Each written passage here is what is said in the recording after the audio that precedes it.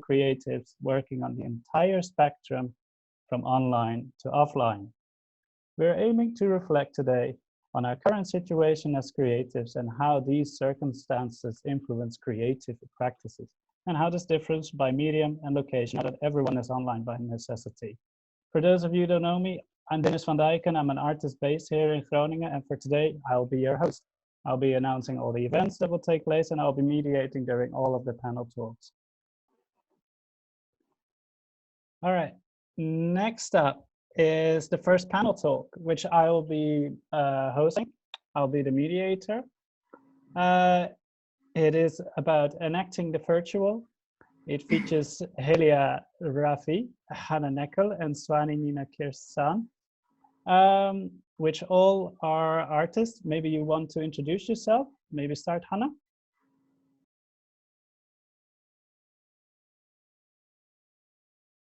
Hey, my name is Hannah. I'm known as VoidGirl79 on Instagram and everywhere else. I'm a new media artist from Vienna, and I'm currently studying at the University of Applied Arts in Vienna. So my work has always revolved around the internet, and since I was growing up on the internet, it was always linked to my work as well. I'm really interested in the interpersonal relationship between us and our phones and our online lives, the online world, what we experience online. And so in my work, which is mostly presented either online, now more than ever, of course, or in like room installations in real life, I try to merge the virtual and real life closer together. Yeah, that's pretty much it. All right, Helia. Hi, I'm Helia. I'm also studying art, fine arts in Minerva, and I'm on my 4th year. I'm from Iran, and I am also involved very much with the digital and the new media, but also with the current situation, I've had to move my work into a more virtual space. So it has its ups and downs, but at the moment I'm working on a game. I'm trying to make a game. It's my first time, which is quite exciting. And it's the same for me also. I'm kind of a like technological native, right? Let's say it's been always there for me since I've been very young. So that's also one of the reasons it's so much involved in my work. And also, yeah, that's most of it. All right, and last. Hi, can you hear me? Yes, now Good. I can. Oh, cat. Oh, my name is Swani Nina, and this is my cat. Hey.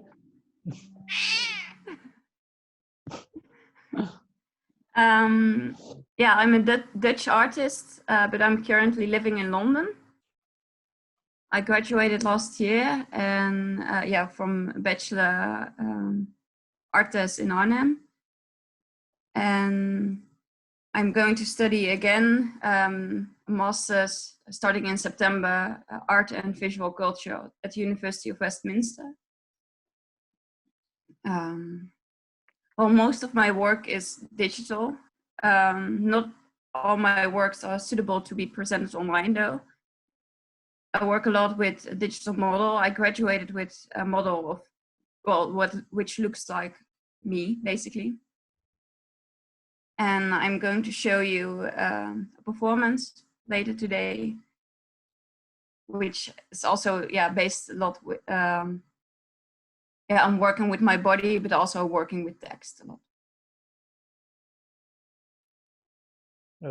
Okay, well, the three of you are all working really on the digital border, or like the border between digital and reality, it seems. You all had a chance to introduce yourself, and we had a little chat on the WhatsApp group. There it was stated like a couple of times that, like, for example, Hannah, you said that you're working between Uriel and Ariel, that right now Ariel is really missing completely. Maybe we can start there, because it's not, I mean, it's not really missing, it's still there, but what has changed and why is it so hard to sort of move across? Because I think everyone is, like all three of you are having a hard time sort of making that switch. Yeah, it has been a really hard switch because it really felt like this one complete part of my practice was just completely cancelled. For one, for obvious reasons, because my university shut down and I couldn't go to any studios anymore. So, for example, I was working on some 3D printing projects. I could do all the 3D modeling from home, but then I couldn't print it because I don't have a printer. So, like from the practical reasons first, that was really hard, and it still is.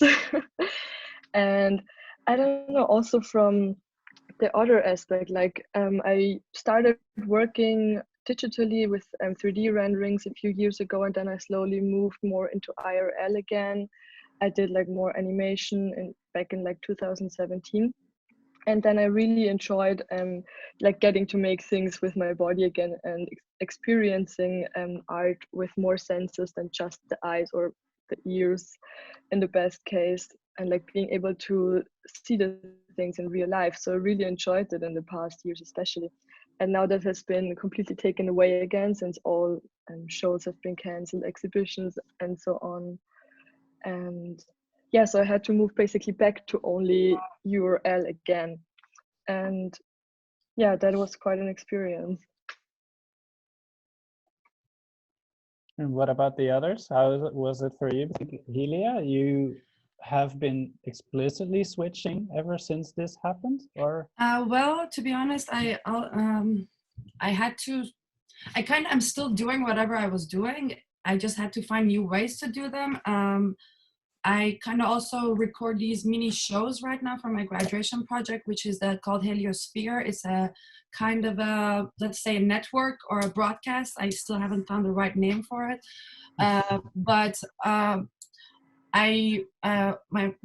My process before the lockdown was this audition that I designed so people could audition for the news anchor. And well, after the lockdown, I couldn't have contact with people, but I still needed to record them. So I had to come up with new ways to do that.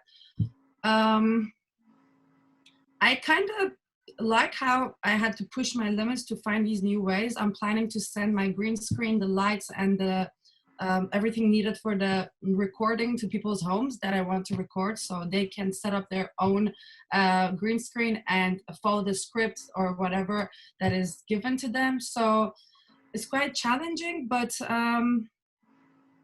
somehow it's going to sound horrible, but it fits to what I'm doing at the moment, and it just makes me kind of try to push the boundaries more and more to find new ways to make it real, let's say.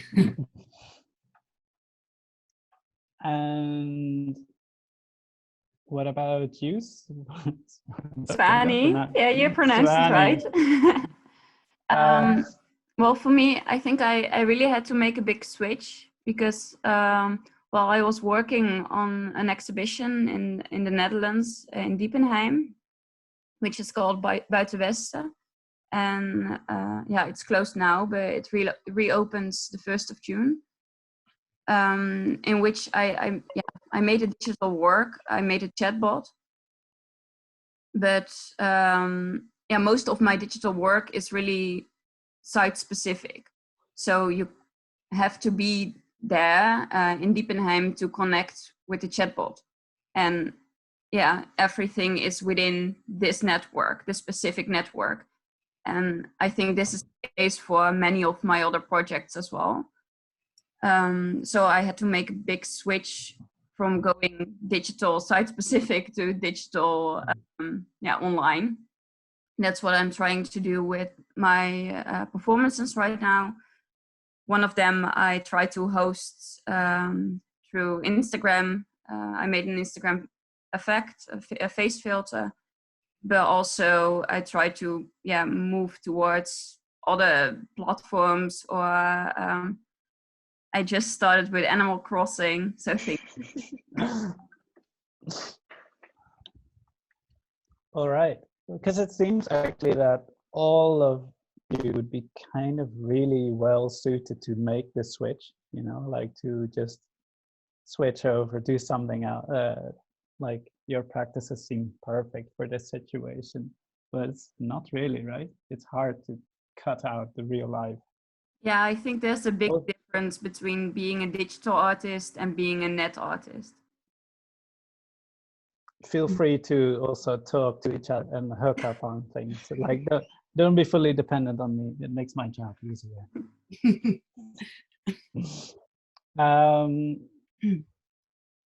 So, because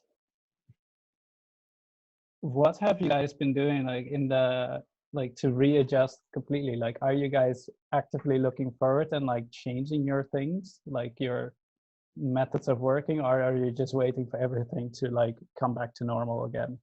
Oh, I'm not waiting for anything to come back to normal. This is just the beginning, I think. I'm gonna sound very dystopian and dark, but this is just the beginning of a very, let's say, interesting path we're gonna have to take. And I really like how in the panel, Texel was described as how the technology has turned into a necessity right now, the internet and being online. And I think this goes for all the technologies, that not just the internet.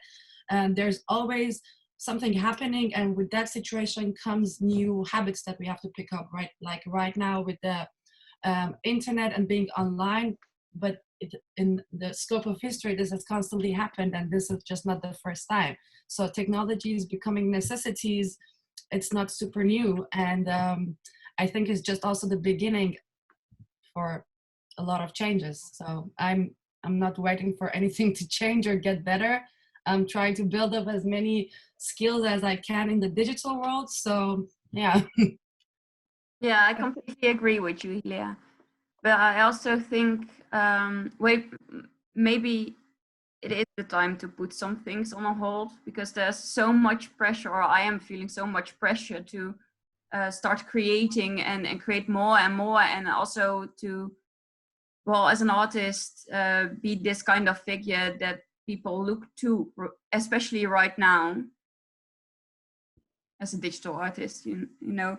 And I think maybe it's not always a good thing to put this much pressure on artists or makers, creators of any kind. Yeah, I think so too. I think in the beginning, at first, it really had the feeling of we were like really allowed to do nothing for once in our lives, like completely shut down everything. And then slowly, like the pressure came back, and we had to do things again. And like a lot of online exhibitions popped up, so there were a lot of things going on again. But I also quite like that it kind of came back, because it kind of gave me motivation to do things again and to like kind of get out of my room and like get working again. So I actually really enjoyed that. But I'm also really looking forward to things being normal again. I don't know what the situation is like in your countries, but in Austria it's going pretty back to normal in these weeks. So I'm really happy about that, actually. No, we're still very much in lockdown here in London. There are right now 20 people in front of my window working out. So people here take it quite chill, at least in my city.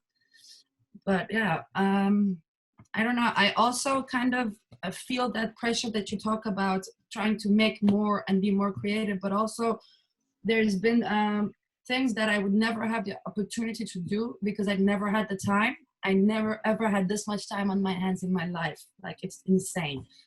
And I can do so many things. And it's been how many months? I don't know, but I haven't still been bored of being on my own, because I don't think I ever had the chance to do this, you know, to just explore around all these things I want to do. I live in a small room, but still I have a lot to explore for myself. And I think for me, the most difficult thing is going back to work. That's going to be very tough for me. I've been spoiled by all the free time. No, I really look forward to going back to work, especially, well, maybe it's just because I had a year in between. I look really forward to going back to school and meeting all the people. I look forward to getting out of my room, finally. Yeah, and I also look forward to getting back to doing expositions or making commissioned work, because that's completely on a hold, and I kind of miss the money. I miss the funding. Yes.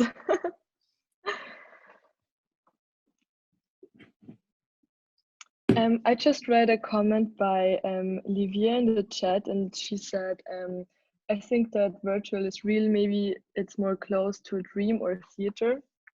And I thought that was super interesting because that is kind of a part of my research as well. Like, I see the world as being like in 3 different layers. So we have the real life, the online life, and then the dream life.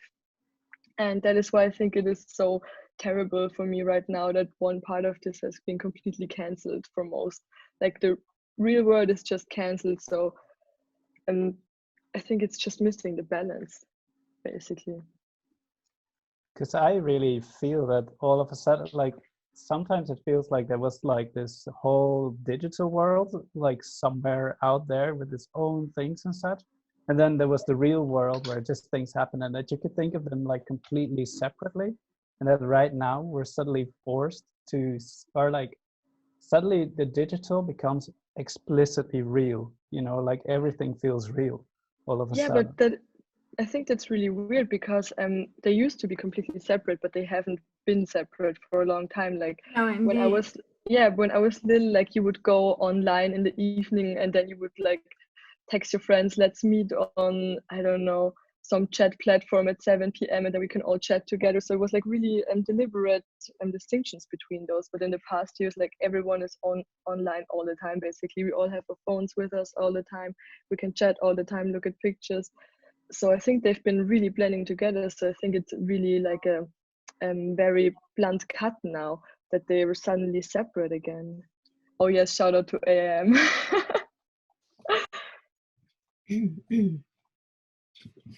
Oh, I think my internet is lagging. Seems right. I don't know. I feel like when it comes to the subject of reality and virtual, for me, it's a little bit different. For me, at the very beginning, it's already very difficult to define to define reality. How do you define that? How do you know what is real? All you know is your subjective reality. So you cannot decide about the objective reality outside of yourself. You just pursue everything from your own filter. So one of the questions that I've been really thinking about recently is that, is there any original reality, since always goes through the filter of you? You never have an original kind of reality. You always have this mediated reality. Yeah. So I think our reality already is crooked. We don't need like the digital to make it more unreal or more virtual, because it goes through the filter of us. So I presume this cup with my filter, so it's not this cup anymore. It's just not original. How do you define original reality?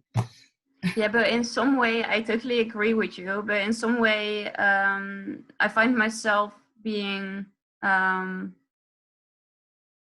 do I say it? Well, I really see the borders of what I can do within certain platforms. It's not only my reality or my view on things. I'm also being submitted by the way I have to behave within the platform, like Zoom, but also through Instagram. I really find myself within these borders.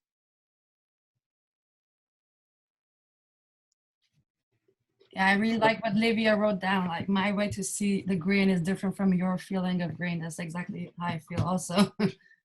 So yeah, how do you know what's green anyway at the end? Yeah, but I think the green is different for me in that sense than for you maybe. But the green is the same for both of us in a platform like, for example, Instagram.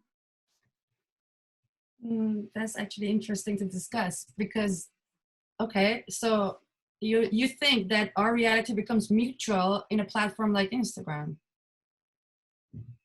Well, I wouldn't say that our reality becomes mutual, but I think we are being, I don't know, being watched or being obliged to behave in the same way. Okay. I have to think a little bit. Yeah. Well, I think most it's not like it, there's a big freedom in expression in going online and presenting some version of yourself and some version of your reality in a sense. But it's not like really your free reality. It's always through the lens, through the filter of the platform. I agree with that. I agree that it's always through someone else's lens, but also when it comes to the subject of freedom in the internet or in, it's for me a little bit different because I come from Iran, and the censorship through internet is very serious there. And all of my life I had to connect to a VPN to be able to connect to YouTube or to Facebook. And you kind of like have this paranoia always if the people from government are following you and if they're like watching you and if you can get arrested, like it's quite different. So for me, I've seen the side of the non-free internet. So it's limited and it's controlled way more than it is at this moment here. And at the same time, this brings, this makes people kind of a pro in kind of making a shortcut to it. So everybody in Iran knows how to use the VPN. Everybody kind of finds this new ways to tackle the laws and the censorship that they put on internet. Wow. Yeah, that's super interesting. Yeah. I mean, that's really real life affecting the internet so much. Yeah. Real life affecting the virtual. Yeah, we had an internet blackout. And it was like a couple of months ago, maybe like 5-6 months ago, before the lockdown, before everything, there were these protests, and all my family is there, and my only contact with them is through internet.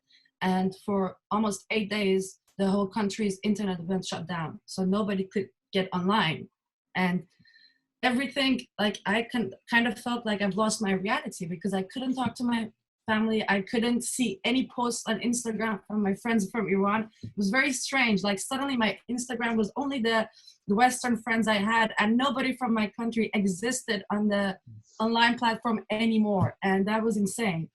And that was the moment for me that I realized how much the internet means to the people who are also being kind of shut down and what they call like pressed down and oppressed, because the only way that the real news got out, it was through the online users, not through the news platforms. So the power of online users who were able to find a way to get online was what made the world know about what's happening.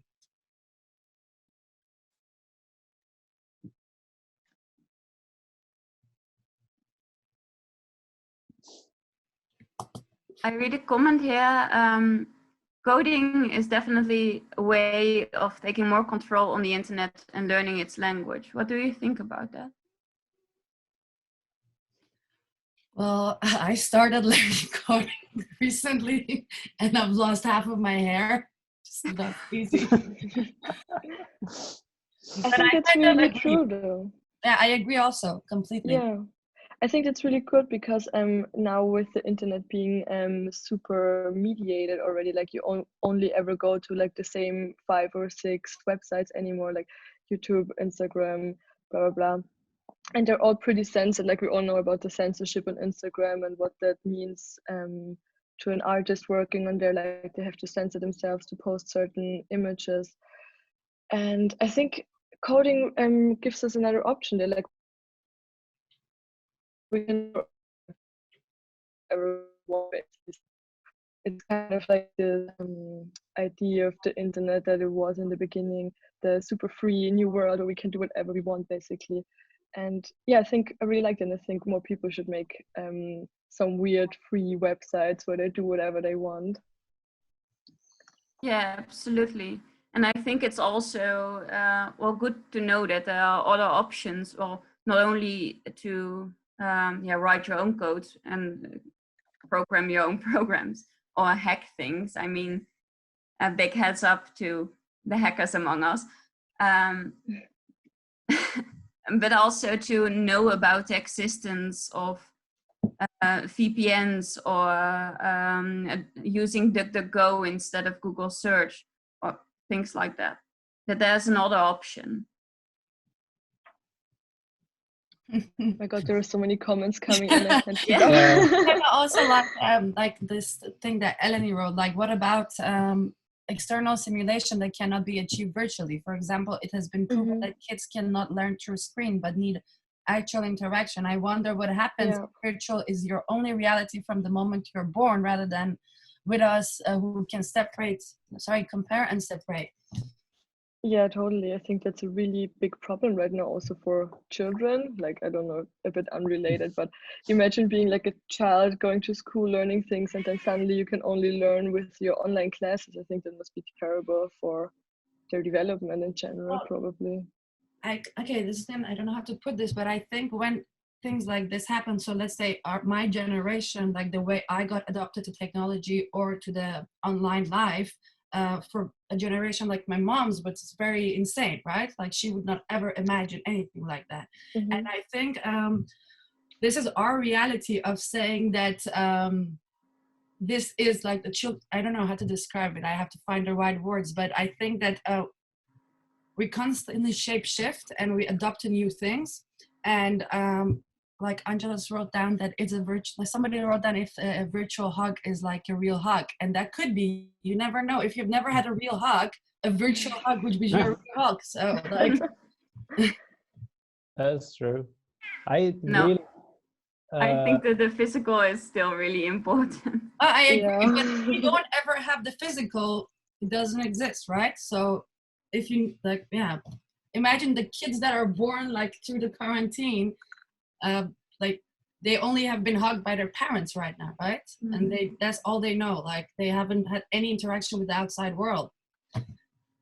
I don't know. Yeah, I can't imagine how it's going to be after the quarantine, and if I'm still able to hug my friends or colleagues, if I haven't seen them for a while, if I still do the 3 kisses, the Dutch. Not very safe, probably. No. I really had like a moment where I started to redefine my friendships even, that I was like, there are some friends that I can't enact with through virtual means or something. Not only because like either they don't have access or like just realized that also friendships and such felt differently virtual. It's so bizarre. Yeah, I totally agree. Like, I think communicating online is completely different than communicating person to person, obviously. But I think this weird thing that has been going around, that you should just FaceTime everyone all the time, and then it will be like you're not even missing them, blah, blah, blah. It's really, it's just not true, at least for me. No. Well, this is so tragic that like I never thought about it like this actually. Like somebody wrote that I don't think we missed school, but my kid missed the social context of being school, which is quite important, I think. And yeah, of course. Yeah, also I think in that sense, the blur between school and home, or school and private life, work and private life, is really missing now. I mean, I live, eat, sleep, video chat, work from the same room, the same space. And I think it's really necessary to make this distinction between work or school life and private life. Very true. What's so funny is that how, like we talked about like the younger generation, but like my mother, has how she's adapted to this situation is very interesting to me, because now she's a life coach and an influencer on Instagram. My mother, she's like 58. Really?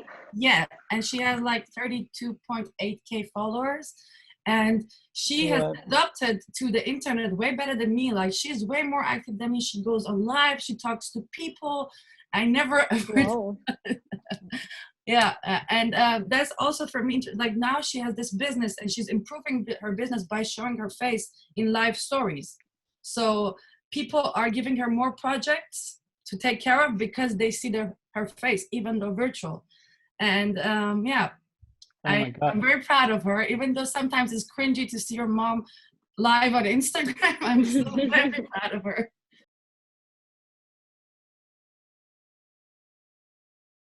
Anne, are you present? Yes, I am. Yeah. Hi, everybody. Hi. Oh. Hi. All right. This will be a performative antidot. It features Bilan Hussein, psychology, and Henk aan Elleveld. Right. So all of them are working in performance, and all of them have been adjusting. And how has everything been going? I've been adjusting mainly to the current situation. And what I mean by that is that, you know, the subjects I've been working on for some years now are quite domestic. So, you know, it's about a lot of maintenance work, cleaning, taking care of my family, caring of others, relating to very immediate stuff in my direct environment. So in that regards, there's for me not much difference with this situation now, I must say. Nevertheless, I see the world changing, and that's why my perspective also is changing. And what it does affect is that what I'm doing currently is not so much different from what I did before, but the way my feelings change towards it. So I don't know, can you relate to that? Definitely. My life hasn't really changed much during this whole period. I'm quite introverted and alone, working alone on my stuff. Gotcha. But now the world outside is changing as well. It changes something inside of you. Like I told you before, it's like a reset button has been pressed. Yeah. And we are all readjusting to living life. And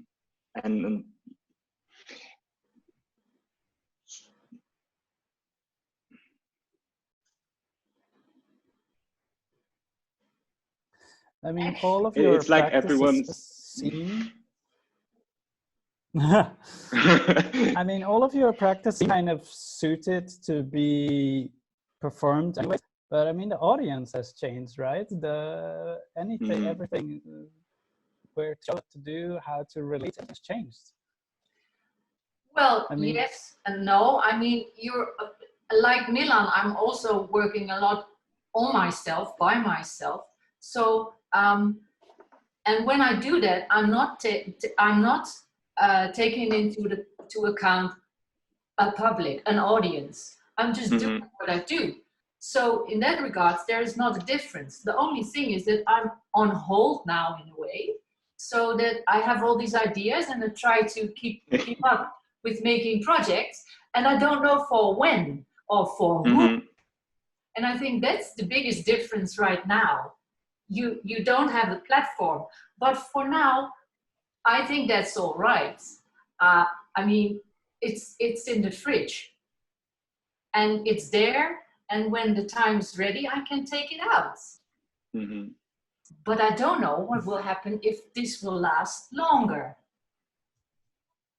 I mean, I don't see myself putting it on YouTube or putting it in some digital way. On the other hand, while we were preparing this conference, I was very aware of the fact that facilitating this conference is actually one of the subjects I'm very much working with the whole time, facilitating things, hosting, caring of others, you know, and in that way, this whole conference is performative, is for me, from my perspective, a performance. So this is not being on hold, this is being present and having an audience and a platform. But psychology, you have done the pervision thing, but you're doing it explicitly also now, right? Like in this time to sort of bring comfort at least?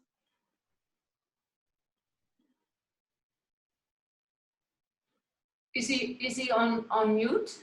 Is he gone? Mute? No. Oh yeah, his mic is off. Hello. Hello. There I am. Yeah. Did you hear what we were saying, or yeah, definitely. Okay. No, but these quarantine times did make me do the perversion because I wanted to help people more instead of just creating for myself and putting it on the internet, because I already did that before and everyone can do that like that. So I was like, how can I help people or at least via the internet? And then some friend of mine told me that she was looking at these purring cat videos at night to fall asleep. So that kind of inspired me to make a stream out of it. Like, make it this certain time, also not all night. Sometimes I fall asleep myself and forget it, but then I have to turn it off in the morning, like today. But I don't know, I really changed my perspective on how I want to create things for people, like on the internet, and just really help people way more. And calming people down in these times, I thought was a good thing to do. And so far it kind of works for people as well. I'm really happy about it. I want to make it bigger as well. Like, I'm thinking about how to make it better. Like, I started out with just streaming YouTube videos from others that had cats, but at some point that felt kind of not unique enough for myself and not really creating it. So then I filmed my own cats at home and I made like this How many do 2-3 you hour have? edit. Well, it's at my parents' house. They have 3 cats. Oh, okay. And they're really lovely. I'm a big cat lover, so. Me too. Yeah, that also, it was always in me probably to do this. It was destined somehow. And now it, I don't know, what do you guys think of it so far? Does it help you with falling asleep or anything? How does it work for you now? The video, you mean? Uh-huh. Well, Like, what happened during this 30 minutes that you listen to these purring cat sounds? Well, it was very soothing. Yeah. For me. Yeah. All right. For me too. But yesterday I saw a preview and then I only heard the purring cat. And Yeah. actually, I thought that was really better. Yeah. It is, right? Yeah, Yes. I didn't do that this No. time because I don't want anyone to fall asleep at 11:30. So I was like, let's put some music in there so it will keep people maybe a little bit more awake or present. So that might help a little bit better now. But anyway, it's normally nice, it's just the purring. But so how you're working now is actually a great example on how to adjust to this current situation, you might say. Yeah, it also helps myself, I think. And if it helps me, it should help others as well, I hope. Yeah. Yeah. All right. If I may, because something interesting, because you say like you're helping yourself, and in the WhatsApp, Milan told us that he was using techniques to sort of. How's that work?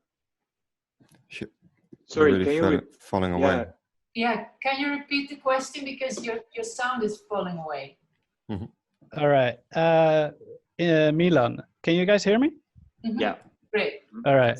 I saw that on the WhatsApp group that you said that you're actually grounding yourself a lot using performance for yourself, like psychology was talking about calming himself, and it seems like you're using performance mostly for yourself. Mm-hmm. Yeah. Maybe you can explain. I'm not using performance right now at the moment, but I'm just doing a lot of yoga, listening to lots of music, old music, watching a lot of films, just getting into that realm. And out of that, new instructions for my performances come, and they always start with me doing an action. And with those actions, I can ground myself. I am very hyperactive. My mind is like constantly running around. So I have to do this in order to stay sane, actually. Mm-hmm. And everything is so quiet right now that my mind is going crazy. So yeah, it's just a lot of meditation, yoga, watching films, and dancing to music, basically. That's how I like to ground myself. And staying up really late as well. Yeah. Yeah, it's recognizable staying up late in these times. Yeah. Yeah. I have the same kind of thing with the hyperactivity. I think that's why the cats kind of help me as well. Because also I would have been just watching movies all night, and then that wouldn't make me sleepy at all.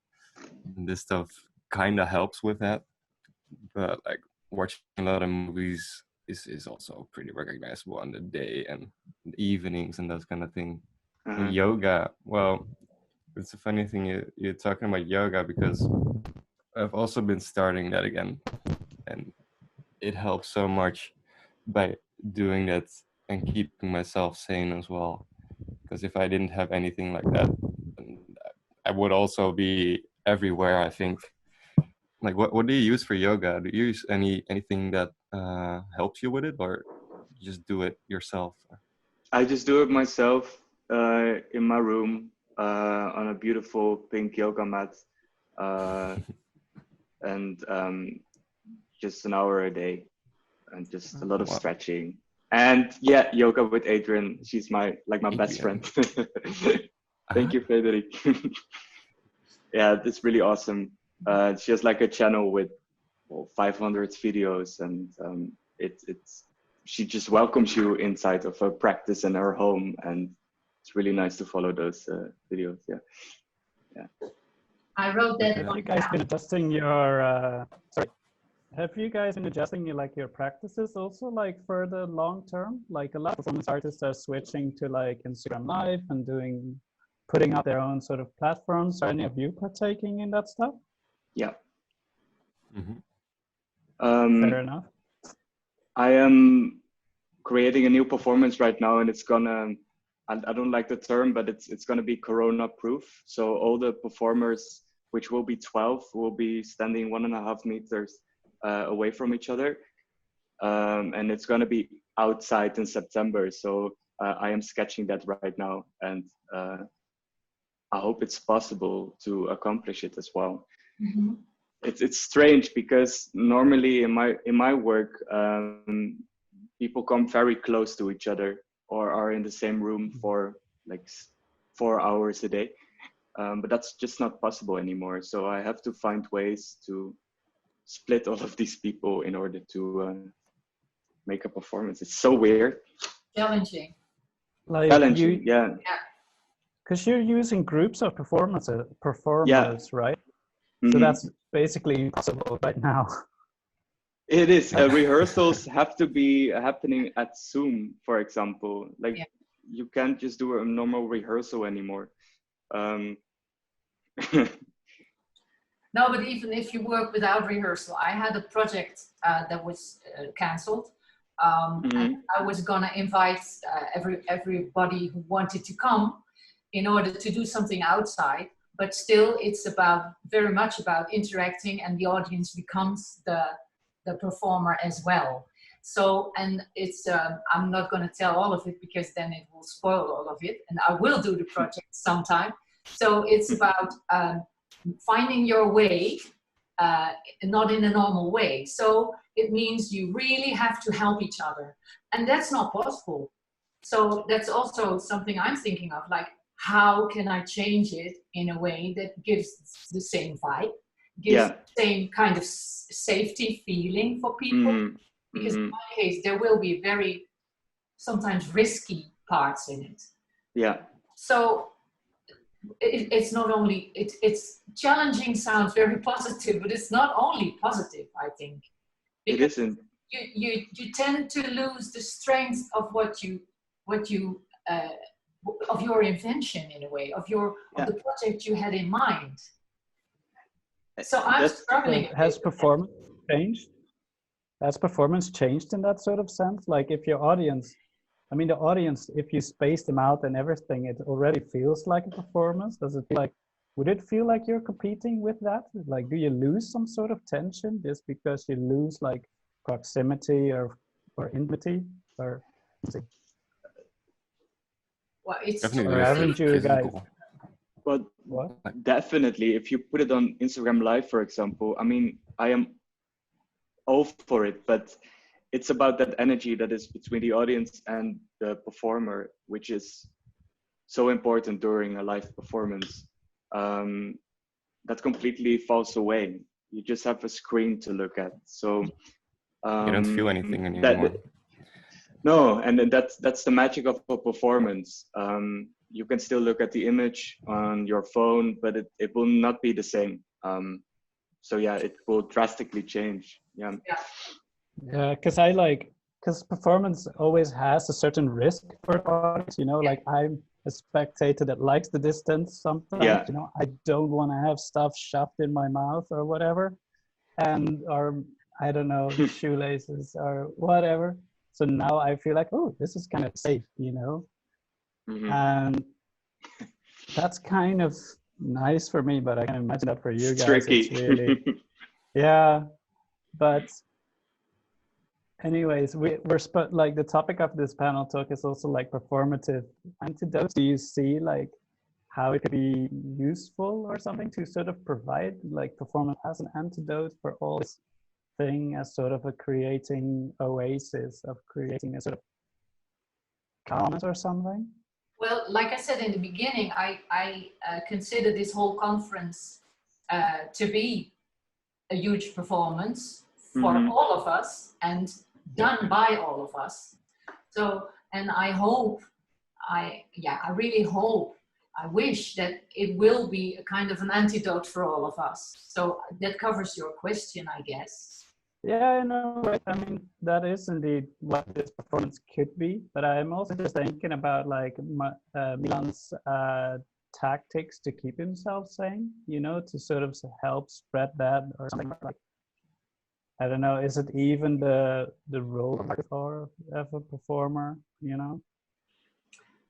I think it's a bit early to say. I agree with Milan. If you put something, even if it's live on Instagram, then immediately as a spectator, you think it is a kind of recording anyway, although it is live. I mean, it is on a screen and it's totally different. So it's hard to say what will evolve. Don't you think? It's interesting that when you look at something that's live on the internet, it does feel like you have some connection with it, because you're like looking at this window through your phone and the other side is somewhere else. It's actually at that same moment, just with a small little delay, but it does feel better than just a recording. You can also just watch any video recording now, and it doesn't feel live, of course. Even like a live recording of something, it doesn't feel live afterwards anymore. I do have some little connection with something that is live, just like TV. If something is live on TV, more people will probably tune in if it's not live, or it's more like I need to be there, I need to look at it because it is live. It has this what is it? Yeah, that's a good one. Well, I think it depends. I mean, in my case, I do performances that really have to appeal to the people that are present. So if I do it live on Instagram, and well, like we do now, you get the notes on the side, and that's amazing, and that's great that we can do that. But it's very different from being physical present with audience, and hearing each other breathe, and the smell of each other and everything, the whole physical presence. But I think that in order to get a bit of that feeling, you have to do the performance together with the audience. So like I've been doing these rave mornings with Conor Schumacher. He's a choreographer from Rotterdam. And 2 days ago at 8 o'clock in the morning, we were logging in on Zoom with like 30 people. And we just danced for 1 hour. We had a morning rave, which was fantastic. I actually maybe want to do something like that for a performance where you just invite the audience and everyone gets one instruction that they have to execute at home. Maybe that's a way to get a bit of that feeling of a performance, that you're sharing something together. Yeah. Not in the same room, but in the same space. I mean, art, like Very performance nice. art in this sort of sense, is also sometimes I can find that it's a very strong method to comfort as well, or like to flip it around, like to discomfort people again.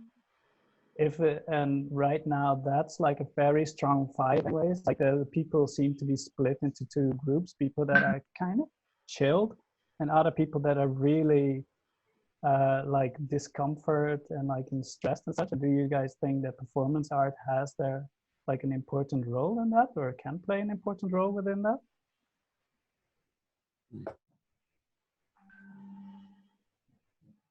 I don't know how it is for you guys. I'm sorry, I got distracted by WhatsApp. I didn't understand. I didn't hear the question at all, sorry. Sorry, no, Hinke An, don't look at WhatsApp. No, I won't. That performance sort of has this quality that it can comfort and that it can also discomfort. And right now, like the whole world is sort of split into two groups. Like you see that some people are comfortable and they're not too worried, and other people are completely stressed out, and performance art can sort of play with that, and you guys are in the position to really enhance those feelings or like calm them. Like, how do you guys see that within your own practices? Oh, that's a big role. It is a big role, and I don't want to take that on me, actually. No. Well, it's a beautiful thing to think about, but I don't. It's a good question. I have to think about it. Well, So we've got 5 minutes. So think about it for about 20 seconds. Yeah. I think that you have to be really secure in order not to come off as some kind of prophet or something. I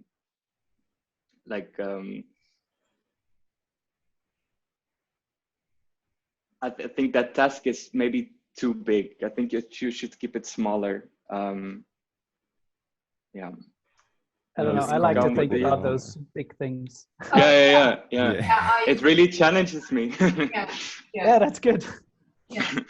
But you have to narrow it down to the topics that that you have sort of in control, that you are sort of in control with. For instance, I am a nitwit. You know that already, Dennis. I'm a nitwit with digital things. So for me, being in control with digital things has always been an issue. Nowadays, I feel that I will never be in control with digital things, because I don't know why, but because. So being not in control can be my being in control. And maybe I just have to adjust to the idea that I will never be in control. And maybe... Oh, sorry. There's also some really interesting questions in the chat, by the way. Do you guys, can you guys see it? There's stuff rolling in. Oh, here. Like Helia says, like, Milan, what you did with the VR, how do you feel about it? And Ellen Dehan tapped onto that, went like, hey Milan, how do you feel about your publications with the 7 instructions for the people to do at home by themselves? Nice questions. Hinke, were you already done with your answer? Bit pressed for time. It's work in progress, Milan. Don't worry. Yeah, I made a performance on that was viewable on a VR system, so it's filmed in 360 degrees. How I feel about that now? Yeah, it's really fantastic to be in that space again. You put on the glasses, and for 30 minutes you're inside the performance again. Would really want to make more of those films because it really brings you in some other dimension.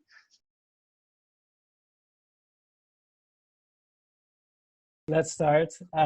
This is the panel talk of analog modes on distance.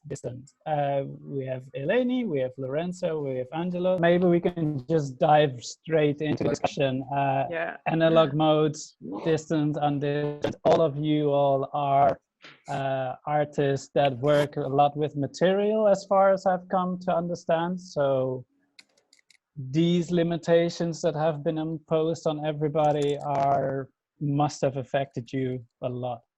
So maybe we could just start there. Tell us what has changed, how it has affected, and what have you been doing. I'll start with Eleni. Oh, since I introduced myself, yes. Boom, you. Yeah, I mean, there has been, yeah, it's hard to say, like, it hasn't been so much change, I guess, in my work per se, but more in my practice as a whole, I think, because before, like Hinke Annabeth described, my life was also very based on domesticity, and I worked a lot from like myself in a kind of micro scale, what happens in my life, and then like view it a bit more externally. But yeah, I guess I have tried now to reinvent like my relation to the rest of the world most, and how do I communicate what I've been doing. And that's like the hardest part right now, because we're distanced, like as you talked before, from our audience, and that has been a struggle for my type of work. Usually I work very intimately and in like try to control a lot the setup of how my work is viewed, which I do not have this possibility anymore. But I find it very challenging in a good way to reinvent all these pre-assumptions I had before about what do I need and what not. So I think like for me it has been like a fruitful time and a kind of like an interesting experience, because I see all this change coming, and I have focused my time not so much on producing like work, but also like reinvented my role in it. So maybe that's interesting. a little start, and I can say like maybe more, but I'm curious to hear like also how it's been for Angelos or Lorenzo. After you, Lorenzo, you want to go? Go, Lorenzo. Okay, no problem. So yeah, I also have, whenever I'm working physically, I like to have a lot of control and intimacy with the audience and the material. And during this time where everything got shut down, all the workshops, all the space in which that I would be making work, kind of brought me to a standstill at first, because I've been working a lot with sculpture and performance this past year. But prior to that, I was working mostly in a two-dimensional format, so I went back to that. I started doing portraiture of my family members to kind of like bring them into the space, since I live alone here. So I'm not really thinking about my role as the artist on the grand scheme of things, but more about how as an artist can I handle the situation that I'm put in now, and how do I respond to it on an individual level. So it started off with these small little drawings, and then I started, whenever feeling a little better after surrounding myself in my space, I could venture outside, because I was a little scared of the social contact and interacting with other people and things of that nature. But I had two classmates that invited me out into the woods because they started making stuff out there. And we had an assignment for our sculpture class that initially we had to make something that was bigger than us. And now in the smaller spaces that we're in, we couldn't follow through with that project. But I still wanted to make something bigger than me, because I'd like to maybe 10 to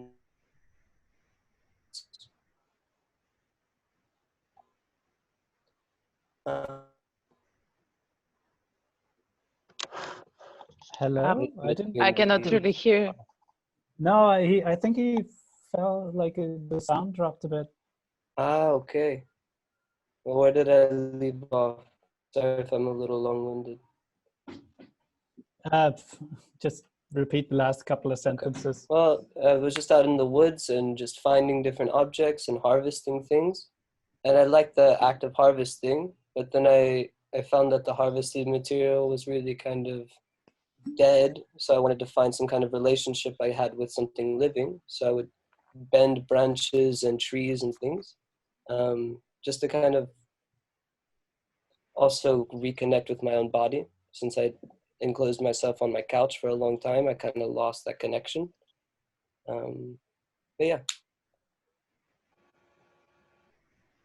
that's how I've been reacting to the restrictions that this quarantine has had on the space. I go into these public spaces, so to speak. You know, it's a park or the woods that other people are walking around. I'm not in charge of who comes and who goes or who sees my work or who doesn't. And that's a release to a degree. It feels good that I'm not in control of who's going to be viewing my work anymore. But I'm in control of the space in which it's made and how it's being made still. And it's just been kind of like a personal exploration. I'm not sure if that answers the question entirely. Yeah, your turn. Nice. I've seen both of your work because we had the WhatsApp group, and I can relate with both of your works in different ways. Because I think with Eleni is the storytelling and a more personal approach, and with Lorenzo it's more also domestication of space with the branches and stuff. Because I think I've also worked with the same material as Lorenzo. Oh man. I hear you. Yeah, we hear you fine, Angela. Yep. Yeah, you're good. Am I though? Or the internet Yes. is controlling? It always is. So I think for me the most difficult part it's when I perform is all about the physical. It's all about breaking that barrier of the physical bubble. And now with Corona it's really hard because it's already a preconceived distance. So yeah, I would say my performances usually are not like soft and pleasurable. There is an element of invasion, and usually it's me invading to other people's private like spaces and stuff, but with my presence. So the question is, how can I disguise my presence in other forms? And like, for example, if you have an object that a dear loved one gave to you or your grandma, like the moment you connect with that object, the person is physically there. Like there's the memory coming up, maybe a certain smell. Like there's an invocation of the personality. So even if the person is not in the room, there might be an object that can channel the person in that sense. But then you need like a kind of pre-established connection. Yes, yes. And that's the tricky part because some of you know the project I'm doing is Superfoods. Mm-hmm. And it's RU Superfoods on Instagram. I'm eating today from there. And I think, yeah, your food is coming today, Eleni. I know. And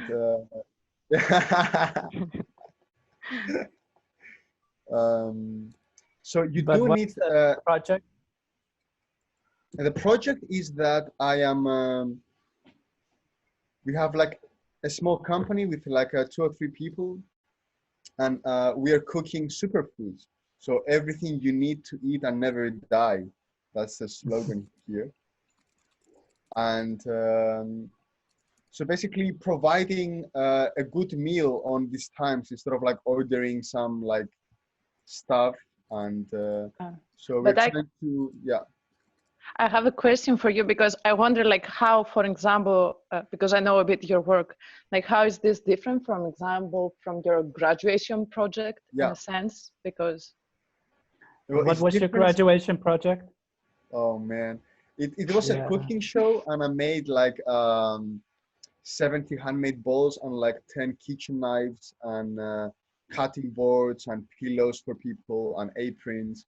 And I give everything away, so the object holds the storytelling of the performance in that sense.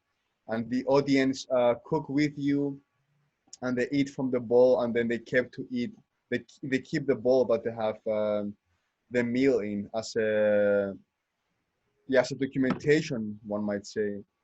I think it's different because this is real. Like I feel like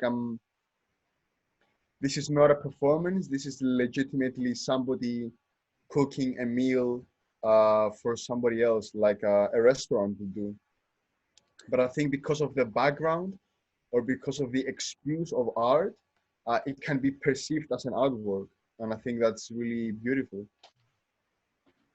Actually, But I had seen your art, the superfoods thing, and yeah, I was like, I'm not sure if this is real. Like, I was like, can I order food? Can I do this? Is this art? Is this a performance? What the hell am I supposed to do? Because I kind of want it, but I'm too scared. Because it could be art, and I don't want to eat art. you definitely want to be art. The new real. No, like yeah, but I'm really interested because it was really a hard time trying to get a team to work with on these projects and people interested, as you said, to approach us and to buy something. And I think people are also buying it as an artwork, which is also a bit strange to me. So yeah, I don't know what is going on exactly. I don't want to define it to say, oh, this is an art project or a performance, or but from my eyes, is life as a performance. So for example, I have another job on the side. I do construction work with some Polish guys, and we communicate through Google Translate. So again, the same thing, like they think I'm working as a worker and they think they're working as a worker, but in my perspective, it's a performative act, and maybe 20 minutes of the day we do a performance with Google Translate, and they talk in Polish and I talk in Greek or English. And so for me, any moment could be a performance. It doesn't have to have all these artistic connotations or these documentations, as for example, the pictures of superfoods or the documentation of the bowls and the knives of the graduation. It can be something that it's hidden in the everyday. But still, it has to do with a team. It has to do with people. It has to do with close encounters, I would say. So. but for me, like, I do really like this element that, like, it's a way to kind of sneak into people's home in a way, like, you know, Yeah. I mean, you order food and of course you don't have immediate like connection with someone, maybe the person who cooks it, but there's still this connection that I eat your food and I create a kind of memory. Like, I think this kind of distant connection is interesting. I have this pulley system with my neighbor, and like big part of what we exchange is food. And like, I think it has this kind of comfort, like even if I don't see her, like when the bread arrives to me and it's warm, and I know, like, in my head, this action that she did actually, you know, bake the bread, and now I haven't seen her or been with her, but the bread is still warm. It kind of has a memory to it. So Yeah, you eat a part of her in a way with the bread. Sounds like Christianity to me. But also with Lorenzo's work, for example, like going back to the primitive, for example, like building something that is excluded. You have a different audience watching it. You have somebody who takes an alone walk and comes across this artwork, and it's a different presence, a different intimacy. but Yeah. also with your work, Eleni, the reading around the fire, a very primitive ritual Yeah. that also is based on community. Mm-hmm. But we are sharing this through a non-physical platform. This is why I'm here. This is why I'm really interested to learn, because I have had some difficulty relating there. But when I see your video, Lorenzo, I can say, oh yeah, I would like to stumble upon your artwork, or I would like to be around the fire and hear your voice while reading the book, you know? So Yeah. I don't know if what I'm doing is reacting against this need to interact digitally, because I think Hinka was talking about how she's a twit with it, and I am too, and it just doesn't really make sense, these platforms for me. I struggle with navigating the internet, for fuck's sake. So I find it more comfortable, and I also find it more necessary as well to start to relate to the things that are outside, because we also stop going outside. We stop relating to the objects that are around us. And I'd like to have that relativity between an individual and an object, or an individual and an experience, that has some kind of immersive stimuli, something that is all-encompassing, that isn't just visual, that isn't just auditorial, but has some kind of smell to it, some kind of touch, some taste. yeah. I mean, I think it's interesting that you call nature an object, and I'm curious, like, don't you, because it's a living thing, so you think it's a different connection, like coming into contact with I don't know. the trees and the grass, and coming into connection with... Is a rock still part of nature? It's an inanimate object, nonetheless, but it's still part. And anything that is a living object is composed of inorganic materials, and then whenever it dies, it returns back into that inorganic state, and then that process continues to repeat. So sure, I mean, it could be an object, it could be an experience, it could be a cycle, but the point is to have to kind of look into what these different nuanced situations are, and try to have that kind of sense of wonder of what is it. Because when I'm bending a tree, I'm not trying to break it. I'm trying to, like, the first idea was to try to dance with them. So I tried to string myself up by my hands and jump as high as I could and not touch the ground by stringing myself up properly. And then I started seeing how they would bend and then communicate and things like that. And I'm projecting a lot onto these branches. I'm trying to, like, have a reflection of myself through these interactions and understand myself with these things, and not be destructive and not be constructive either, but have some kind of neutral relationship. Yeah. But do you think it's a replacement, like to human kind of connection in a way? Because you say like dance with the social interactions with other people, because you're not always being constructive or deconstructive, just having neutral relations with other people too. I think what's really important here is like, not if the rock is part of it or not, is how you look at the rock. Like, what is your intention behind it? And I think what I'm personally learning here is like, not how is social media influencing, but how do I look at social media, or how do I want to use that platform, or even the rock, like like if it's just a random rock, it's much different than a rock that somebody you loved gave to you. Again, like, how do you perceive that? Absolutely. I have a little rock yeah, the collection. same also with this situation. Like, I think the intention shapes the reality in that sense. And I think that's why I think art is really interesting as well. We call it art. I mean, I did like 4 years of bachelor. I still don't get it. I have no idea why people make art. I mean, I make it myself, but it just happens to be so that it's perceived as art. So it makes I don't have to defend it so much.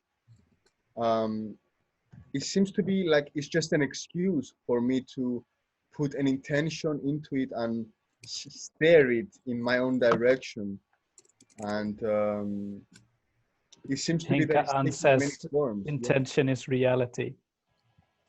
On the I don't know what's going on.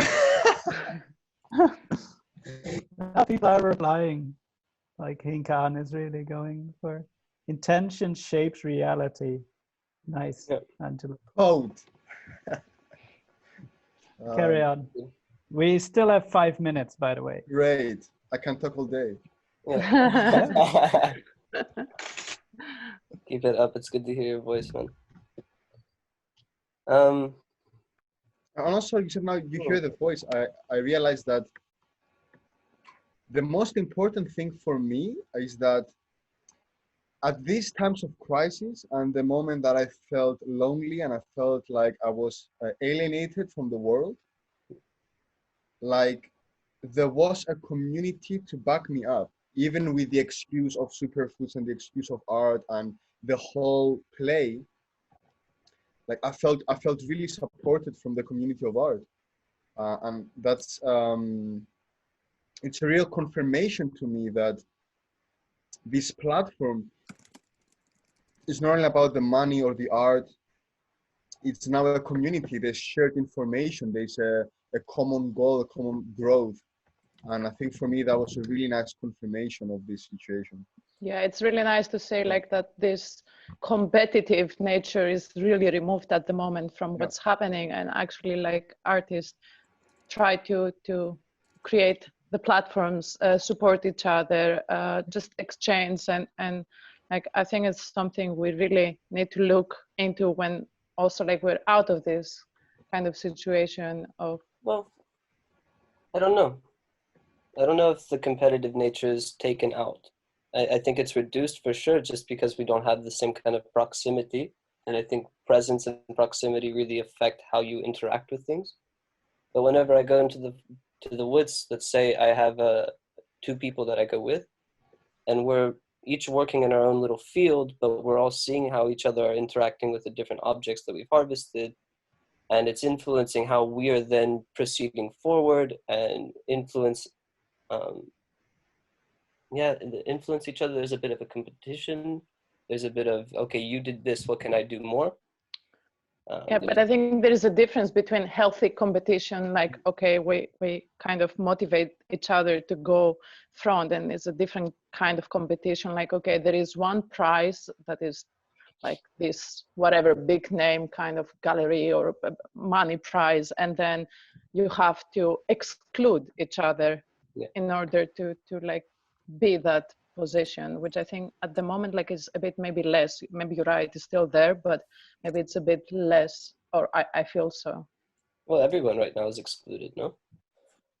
You feel so? I mean, like I feel that a lot of, like, of course there is an exclusion from the outside world, but nevertheless, like a lot of artists, like we're all here right now and we're included, and we do something together to support each other, although none of us really has to be, for example, here. So exactly, and it's not like a business meeting that like we work at an office and we use Zoom for a business meeting. We're here out of our own free time and free will, and I think this makes it really powerful, because also our intention, what is our intention? Like, why are you here? Like, I'm asking everybody, like, if there's nothing to gain material wise, like why are we here? And I think this is a question that has a really strong core, and I think this core can make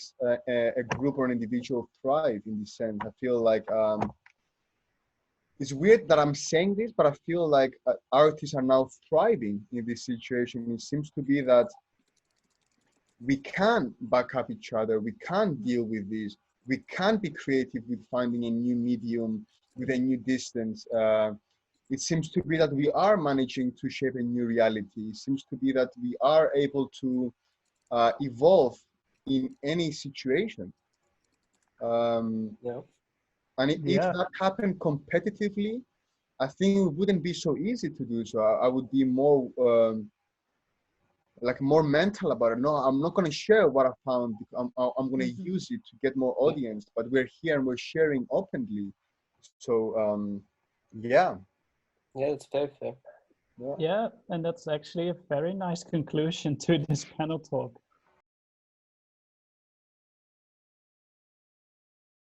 I guess we're gonna get ready now for the last panel talk. Sanitary curator featuring Johan Kopp, Radina, and Ellen. Do we start off with an introduction round? Who wants to go first? Sure, I can go. All right, Rodina. Yeah. Hey everybody, I'm Rodina. I'm from Bulgaria and I live in Groningen, the Netherlands. I graduated fine arts a year ago, and for the past year just been experimenting with how to develop my practice in different ways. So before I used to do mainly installation work, some photography, some text, and now I've added also working with sound. And now in those Corona times, I've started paying more attention to organizing and curating, and that's where my focus have shifted so far. Yeah, All right. that sums it up. Yeah, very nicely. Ellen? Yeah, well, I'm Ellen, and I'm running Het Resort here in Groningen, an art space / artist resort, how we call it. I run it together with Carina Box, and we both studied here at Art Academy, Minerva. I study graphic design, so I do all the designs and the website, that kind of stuff also. We do it with the two of us, and I think, yeah, we want to facilitate, and in all different ways. We both created some other platforms before, and now we combined our forces, and we are, I think 2 weeks ago, we were 2 years. So we're very curious because we get funds from the city. We are very curious how this will go in these times of crisis and other budget forming kind of stuff. Well. Nice. Nice. Johan? I'm Johan Köp, originally from Estonia, and now I'm graduating photography in Coventry in the UK. Also did an exchange here in Minerva last year. And yeah, I usually work with photography, sometimes with other things, trying to mix things together. But then as the lockdown started happening, I had like lots of leftover energy because like the completion of my project was kind of cancelled. So I wanted to try to channel it into something to do with curation. So I tried to bring together public space and domestic space by hosting an exhibition in my kitchen, basically through Instagram Live. And now I'm also doing an Instagram account, boredom directory, to kind of get people engaged with creativity. So that's about it. All right. You guys actually had contributed a bunch of topics to talk about.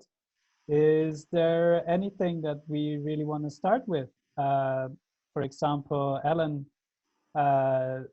pointed out like how to bring art to the people, which options are there, online and offline. I know that the resort has switched your strategies, like installation, I think, and then now you're doing solo retreats. Mm-hmm. Yeah.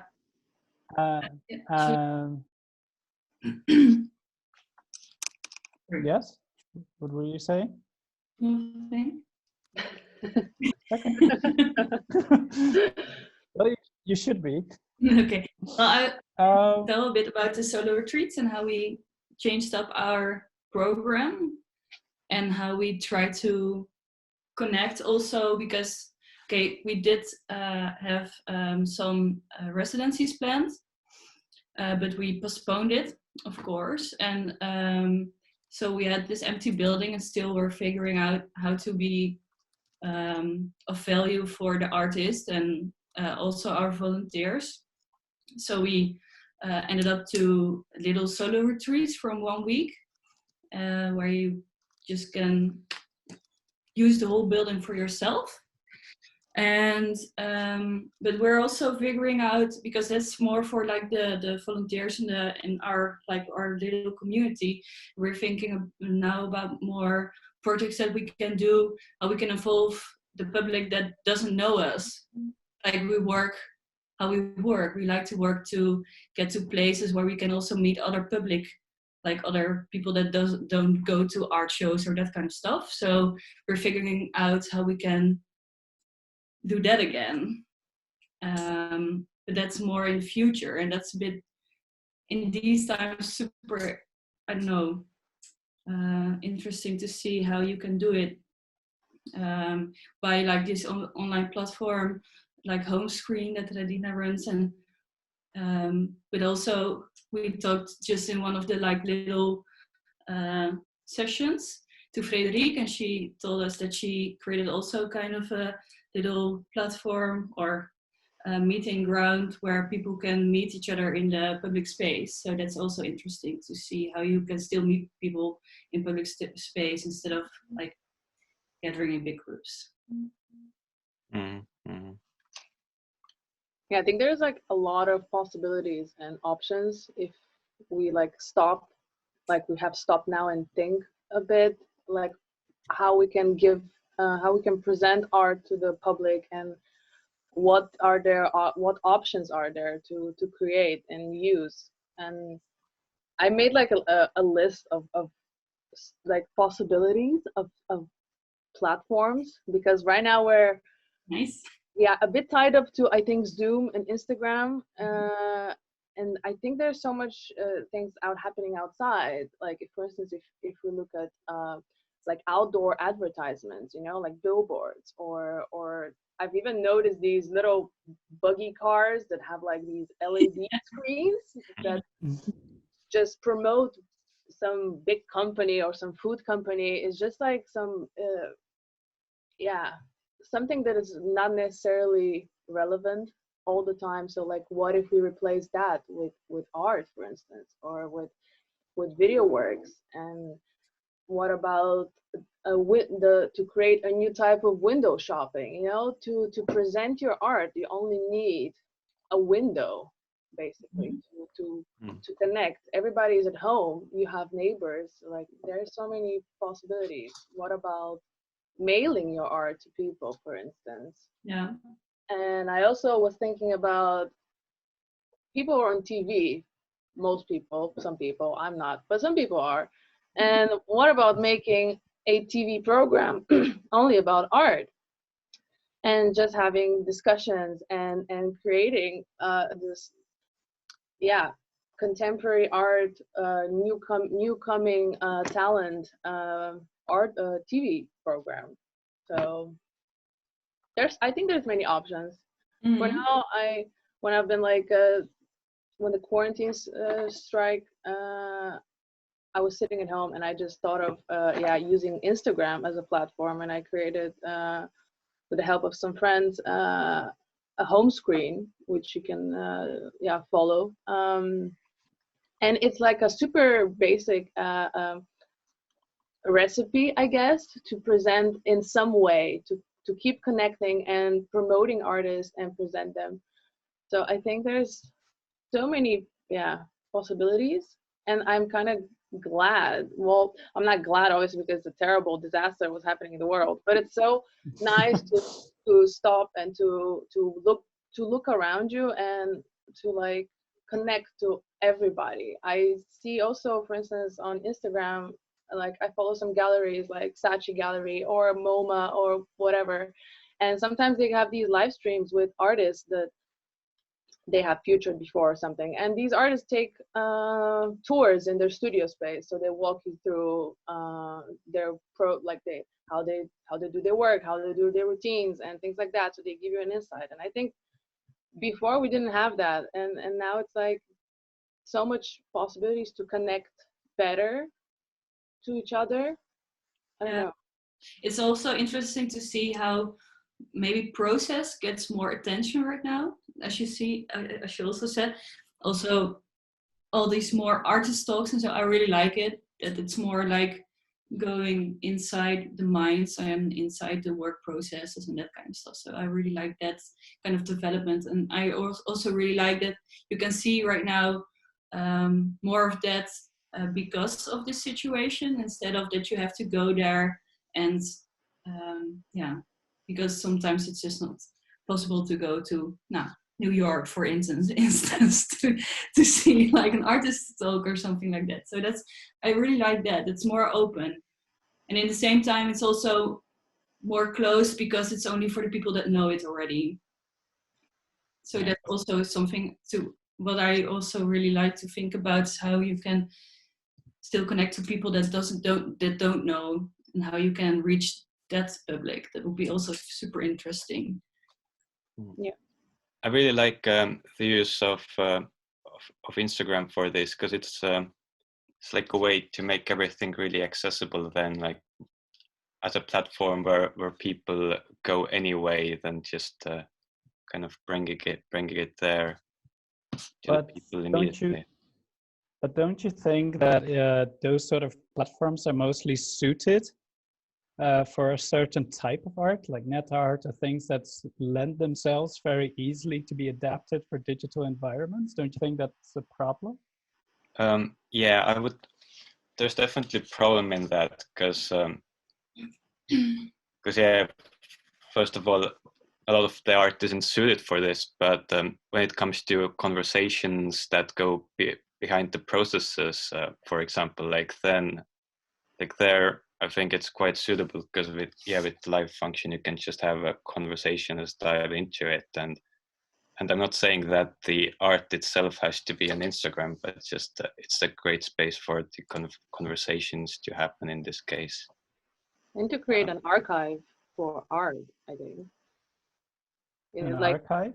Yeah, like like for instance, with Homescream, we made this like a link tree that you can visit, and you can go towards everybody that has been featured on the account. You can see their websites and their works, and it becomes like a storage space for artists and their works, and it just keeps expanding. So like at the end, if you're like I don't know, if you're interested in connecting with other artists, you can just visit that and see what interests you, what's happening, because we also mainly focus on new upcoming art and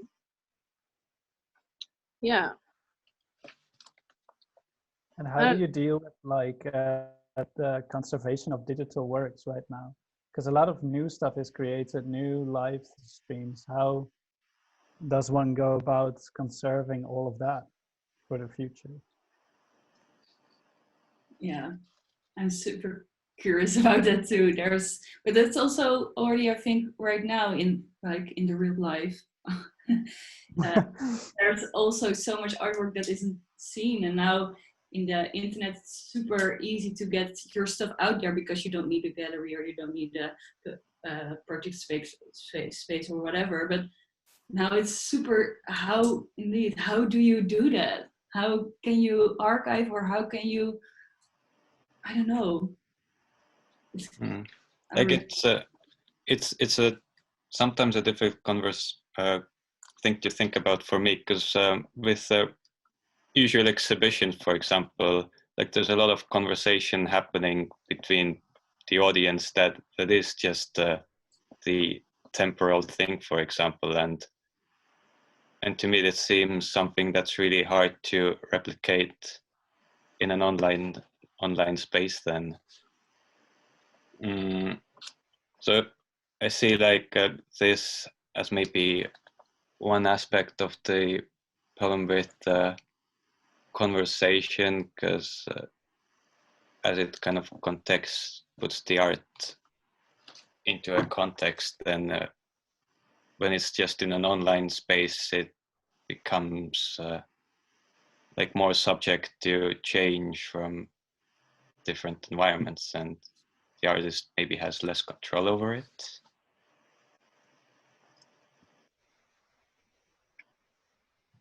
I mean, there will always be pros and cons to like all kinds of platforms we come up with, like, but it's just another extension of a possibility. Of course, like many things don't work in like on 100%. Maybe Instagram is suitable for, I don't know, video work, or yeah, just promoting an artist, or using a platform for different kind of type of creativity. But yeah, it doesn't necessarily have to work on 100% to serve its, I don't know, momentarily goal, I guess. And it's like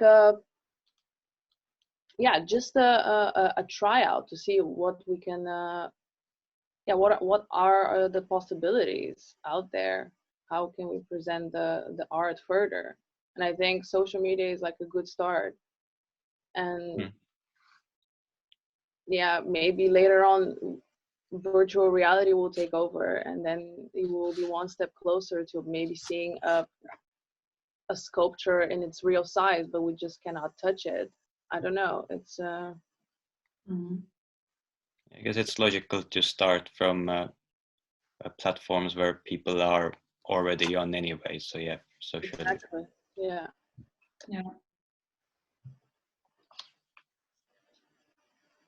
But yeah, Instagram is just one platform. I mean, and we're only talking now about social media, but yeah, if we focus also on how can we do it in physical, in real life, outside, without being able to go outside, I don't know, then it gets tricky. Yeah. No, that one gallery in Brighton is showing works on their windows still, but I haven't seen like this being done a lot elsewhere. Yeah, that's smart. It's also like all the art that's already like outside, all the big statues and that kind of stuff. It would also be interesting to see how that can be maybe something else, maybe a performance, or maybe like I think Milan also already said something about that. That was his idea, that to make a performance outside, and we are maybe thinking about like this little flower parade. Like, do you know? I don't know the English word for it, but the blue corso. Dennis, do you know? What? No. No. Like, well, a parade, and that like we get it to the public, and that you can just watch it from your balcony or through the window, and that they just come by, maybe with music, like super naturally Dutch folklore art. More that kind of things. It would be also interesting to see how we can use this time to create maybe other types of art, or maybe to create especially art for Instagram or for like certain platforms, instead of just showing it. That's also super interesting, but I would also be super interested to see how people will make art for that platform, as you can make art for a real in real life space, for example. I will be interested to see how that will work more. People are joining in on the chat as well, by the way, and it's some really interesting questions, like how much is an image worth that's merely documented? Maybe you guys can also keep an eye on it and see if there's anything interesting you want to hook on. Oh, they're so long. Yeah, like people are really taking it serious. If the audience is gaining ground and holding more and more agency, then the role of the artist is going to be modified too. Then doesn't the artist have to begin to take into account how the audience will react and compose some kind of control or direction over the audience? Some good question. I have to read it again.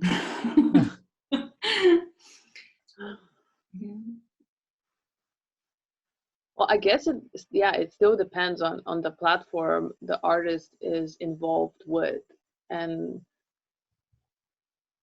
what are the limitations of that platform, I guess.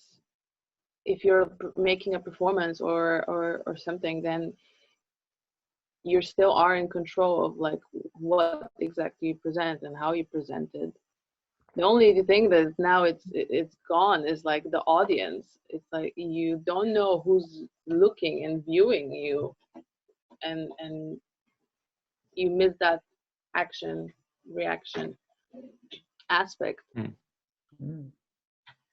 Like that's usually such a big part of it, but then maybe the art that needs to be shown also kind of has to adapt to not needing a response then, or just a different kind of response.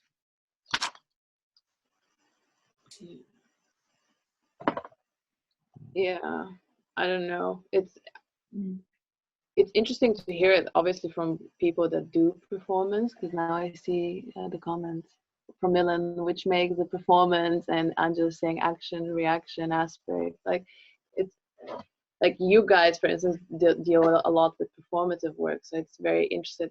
How would you put it out there? And for us, I guess, people that have potential ideas for making a platform or to facilitate, let's say, your work, then I think that it's up for a conversation between like you guys and the creators of the platform. What is the best way of presenting your work, and then how can you bring it out? So I think at the end, yeah, it's not about up to the platform. It's also about what you want, and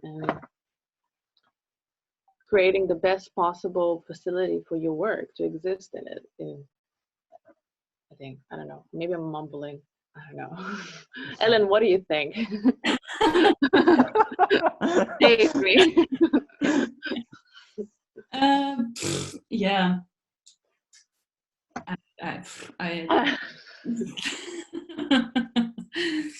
I think that it would be nice to, I think it was a super nice thing that like everyone got on all these platforms and getting online, and also showing their performances or like this whole theater shows and that kind of stuff on Facebook or on YouTube. I don't know.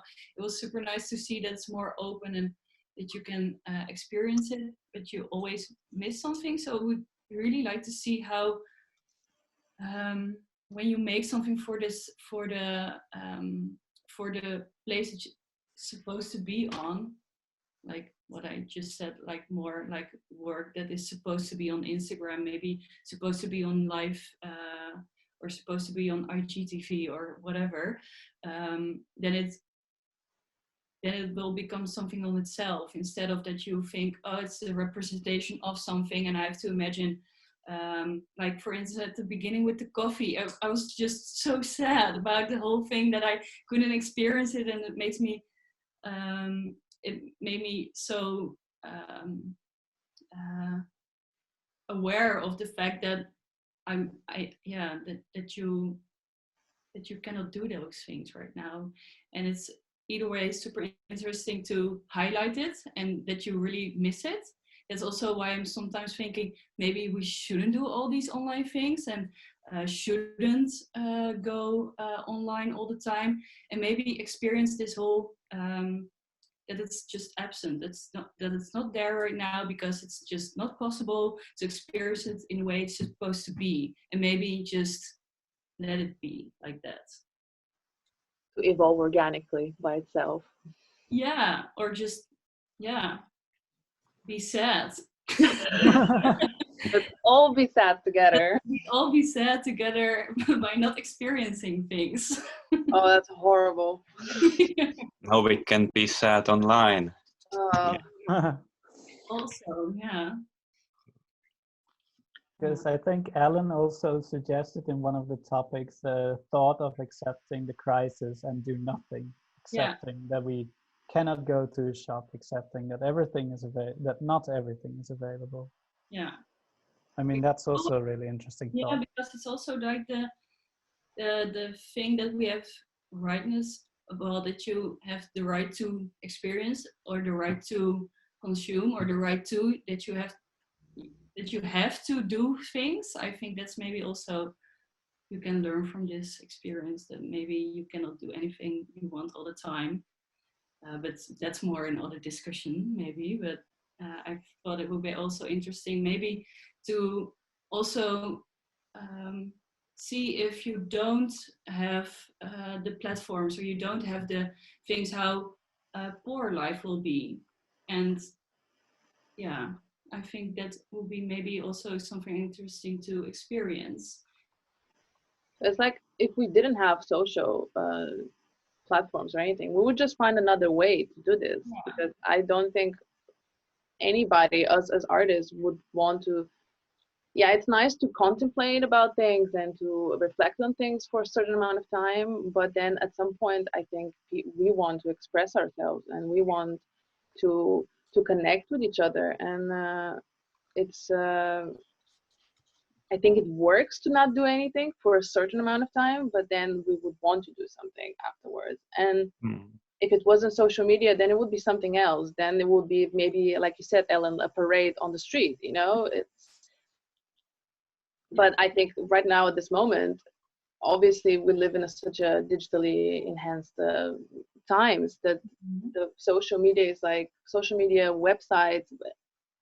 Those things are the first logical step of, and because we're so connected, like the whole world is so interconnected in like Instagram or Facebook or whatever, that it's like the fastest way to connect to somebody and to reach out to somebody. I think, yeah, continue. Oh no, yeah, I'm done. Yeah. I think through that maybe the idea of doing nothing becomes more difficult, because if you're on social media, you're still kind of doing something, and then it's hard to say when you're actually self-reflecting. Then I guess it's kind of always happening, whether it be conscious or subconscious. But then I don't know. I guess it's just having to be aware of doing nothing. Then, like not beating yourself up over doing nothing, but doing nothing because you want to do nothing. And that's so hard sometimes. I don't know how to do that. I don't know how to do that, and that's why I'm always trying to do something. But also that's why I am always doing something, because I feel like if I tried to do nothing, then I would still do something, and then it would still not be helpful for me. So I'm just getting distracted anyway, so I might as well force those distractions to make something of them. Sounds very productive. Sounds sometimes, and sometimes it ends up being productive, but it's also exhausting, I guess. Yeah, I mean, maybe we should learn to do nothing for a bit. Because really, it seems so hard. Like it's always everything's kind of calling for you. That's. What do you mean? Like what? No, like just having this idea of the back of your mind. Well, many things. Either you check the news, or you just see what's going on social media, or you just want to see what's going on YouTube, or you want to watch something. Like it's all kind of doing something, isn't it? Yes. We're coming into the last minutes of the talk, so I would just give you a heads up.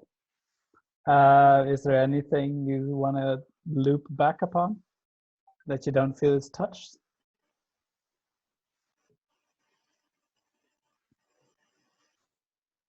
I mean, the benefits and difficulties of online curation, platform for events, how to incorporate things.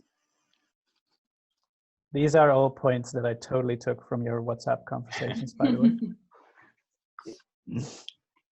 Do you want something? We have a question. Me? Yeah. I don't. I'm still just digesting sort of like the two extremes of the idea of doing nothing versus how actively the three of you are trying to do something. Because as an artist, I felt very conflicted about doing stuff now, and like so being aware of how necessary it is to have an audience to do it, and like forcing myself to look at all the platforms and looking at my network and going like, what can I use, what can I do, and then going like, do I want to do that? Because it feels forced, and that's where my instincts already kick off, sort of. But maybe that's where curators are very handy and to sort of ease us. I don't know. From my I'm rambling. From my perspective, I would probably say that one of the benefits of online curation might be to make the kind of distractions that are going on anyway more useful in some way and more beneficial to develop the development of artistic practices. Yeah, and I think it's a nice extension to what we already have, and a nice way to connect to other people. I mean, hey, I don't know half of you guys. No, I think I do, but I don't know some of you. So I wouldn't know you if this didn't exist, I think. So it's nice opportunity. So yeah, I think let's just exploit it as much as we can. And if you don't want to be a part of it, just don't be a part of it. And that's about it. Yeah, and that's, I think, a very nice conclusion. So nice when someone else wraps up the conclusion. It's really good. Great. So thank you guys for this panel talk. It was really, really interesting.